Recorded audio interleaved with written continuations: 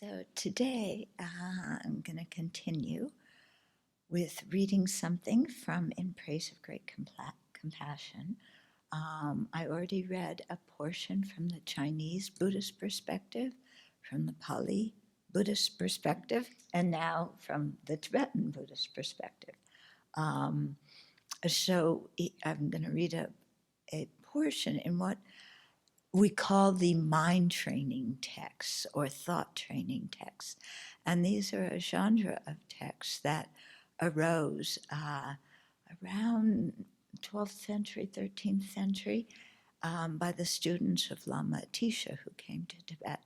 And they're very pithy texts that give you the essence of the Dharma and tell it exactly like it is and make you go, oh, I'm really supposed to think like that.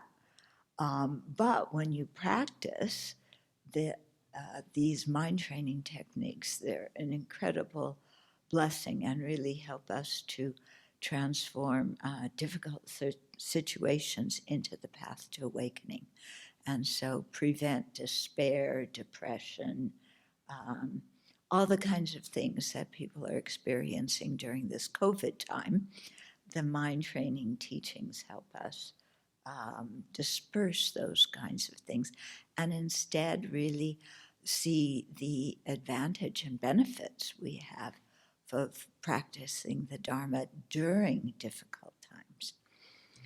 Okay, so I know that sounds crazy, the advantages of practicing the Dharma during difficulties.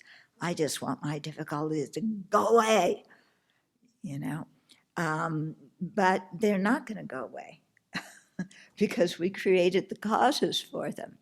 So, we can either ride them out and go through them for however long it takes, or we can apply a thought training teaching and change our attitude towards those experiences.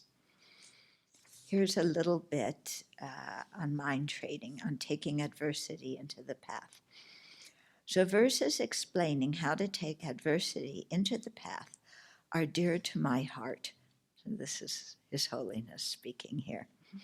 They have given me courage, compassion, and fortitude in difficult situations, such as when I fled Tibet and became a refugee, as well as in exile when I have done my best to help hundreds of thousands of Tibetans adapt to a new life without giving up hope of returning to our homeland. So His Holiness has not had an easy life.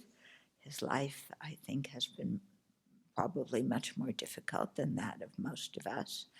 And yet, when you see him, he's a happy individual, and he's not filled with anger and vengeance, and he accepts his situation and,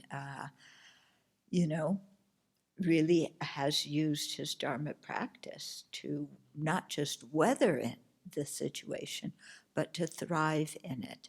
And especially, seeing that he has, he feels the responsibility to help hundreds of thousands of Tibetans who are experiencing dire situations.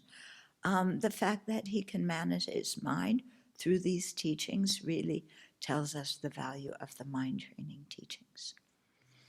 So the 7-point mind training, and the third point reads, when the vessel and its contents are filled with negativities, transform these unfavorable conditions into the path to awakening.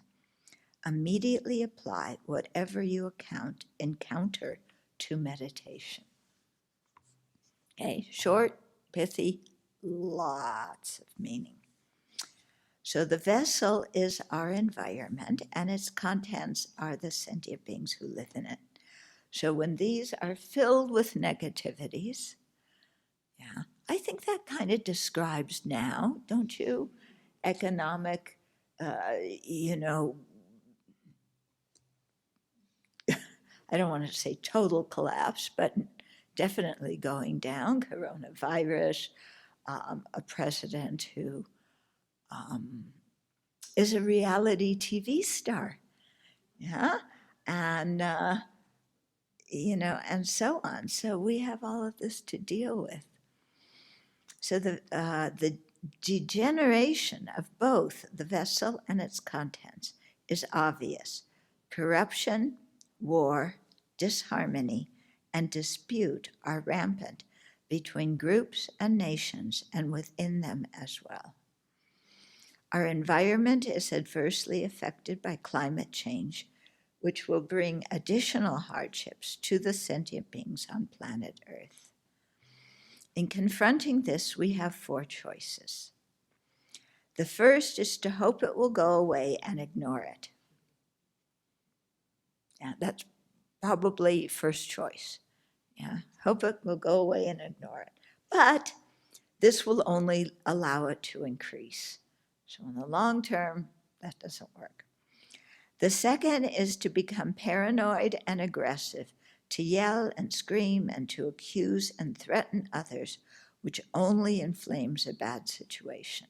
So that is also happening from the side of the left, from the side of the right. Okay. The third is to despair and become depressed, which brings everybody down. This is a favorite one of many people. Yeah, depression, discouragement, despair, the situation's hopeless. So, I know an election's coming up, but I'm not going to vote, and the world is just screwed, so there's no use trying to do anything, and I just give up. Yeah. So that idea, brings everybody down, and it doesn't help the situation at all. It just allows it to continue. The fourth is to get involved and try to help. Oh, you mean I can do something? But I want to change the whole world, and I want to make the whole bad situation all go away by next week, and I can't do that. So I get depressed and discouraged because I can't do that. Yeah, well, who can? Well, that's the problem. I want somebody to come and save us all and make it all go away. And nobody can. Okay? We have to work together. And we have to work over a period of time. Okay? This was really emphasized in the Democratic National Convention last week. Yeah. So needless to say, this is the course we should choose. Yeah. But working together is not always so easy. We all want the same thing, but we want to get there by different ways. And my way is the right way. And if you don't respect my way of getting there, then, first of all, you don't realize what is best for everybody. And second of all, you don't respect me. So if you don't respect me, I'm not going to work with you. And then we have more disharmony. We sentient beings are pretty amazing, aren't we? We want happiness, and we do everything we possibly can to prevent it or destroy it. It's crazy. Okay, but it is important to maintain the proper mental attitude when helping out, when doing so, and to accept that our efforts may or may not produce the changes we seek, or they may not produce the changes at the tempo that we want them to. Okay, so His Holiness is saying, put your feet on the ground. Yeah, don't try and be the savior of the world. So people pleasers, very sorry to inform you. Yeah, you gotta give up trying to be a people pleaser and just do what is needed. Okay, at the end, we are left with the state of our mind, aren't we? How can we navigate living in these times and transform our experience into something valuable for what is most important for us as Dharma practitioners, attaining awakening so we can most effectively help in the long term? So what's the best thing to do for that goal? Doing this begins with accepting the situation. But if I accept it, then I won't do anything to change it. It's only if I'm mad at it and don't accept it that I have some oomph to get in there and slug the guys who are charging it. No, that doesn't work. Okay, we have to accept the situation. It doesn't mean we accept it for all eternity.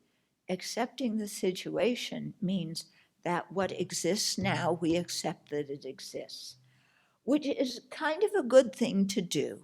If something exists, we should accept that it exists. Because if we reject that it exists, who's going to win? Reality or what we want? Okay, reality is going to win. So we might as well accept the situation. That doesn't mean that we accept it always being this way in the future, because we realize things depend on causes and conditions, and we can change those things. Instead of becoming attached to hope, which here means magical thinking of success, or to fear that is based on imagining worst-case scenarios and living in dread of them, we ask ourselves how we can use these situations in our Dharma practice. We usually get stuck in hope with our unrealistic expectations, or fear, thinking everything's just going to collapse and our worst case scenarios are going to come true. Don't we? Don't you, your mind usually go up and down, hope, fear, hope, fear, hope, fear. Okay. And in the meantime, we don't do anything. Yeah. Except maybe cry a lot. Yeah. The answer depends on, okay, so how we have to ask ourselves, how can we use these situations in our Dharma practice? The answer depends on having a deep understanding of karma and its effects, knowing that whatever we experience is the result of our past actions. So we created the cause to be alive at this time when these things were happening. Okay, that cause is already created. That result is already ripening. There's no way to rewind. Okay, but we created the cause. If the results are unpleasant, then it means that the cause was non-virtuous. Yeah, and then we have to own our own non-virtue and do some purification so that we can stop creating the causes for pain and purify the causes that we've already created. So His Holiness says, try thinking, I'm experiencing difficulties now because of harmful actions done either earlier in this life or in previous lives. These actions were created under the influence of self-centeredness and ignorance. It's no use blaming others for my misery, and it's foolish to think that I deserve to suffer because I erred in the past. So we don't blame ourselves. Rather, I will learn from my misdeeds. Since I don't like the result I'm experiencing in the future, I avoid creating its cause. That's practical. If we're unsure what kind of causes we may have created in the past that bring this undesirable result in the present, we can read about karma and its results. A mind training text called The Wheel of Sharp Weapons discusses this, bringing in specific examples. In it are such verses as, okay, when my body falls prey to unbearable illnesses, you would think that this was written for a pandemic. When my body falls prey to unbearable illnesses, it is the weapon of destructive karma returning on me for injuring the bodies of others. From now on, I will take all sickness upon myself. And so doing the taking and giving practice, imagining that since we're sick anyway, we will take on the sickness of all other living beings, all their pain and discomfort, and bear that because we're experiencing our own illness anyway. Okay? And so imagine taking it from them, so at least other living beings can be free of their misery. Accepting the reality of being ill eliminates the mental suffering, especially anxiety, worry, and fear, and makes being sick much more manageable. Because often when we're sick, there's physically what's going on, and then there's the mind that is proliferating horror stories like mad. Yeah. Like, we have one illness or something, and it's like, I'm going to die from that, but first I'm going to have 15 surgeries, and I'm going to be in ICU for, eternity, and I'll probably code, and they'll break some ribs, on the way to reviving me, but in the end, I'm going to die anyway.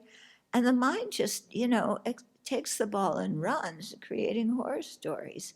Yeah. And so that generates more suffering that is totally unnecessary suffering. Yeah. You have the physical suffering and then the suffering from all of our imaginations. So think, this is a result of my physically injuring others in the past. What motivated such behavior? My self-centered attitude. Seeing the fault of self-preoccupation, I will now do my best to shun this attitude when it manifests in my mind. That will prevent my harming others in the future.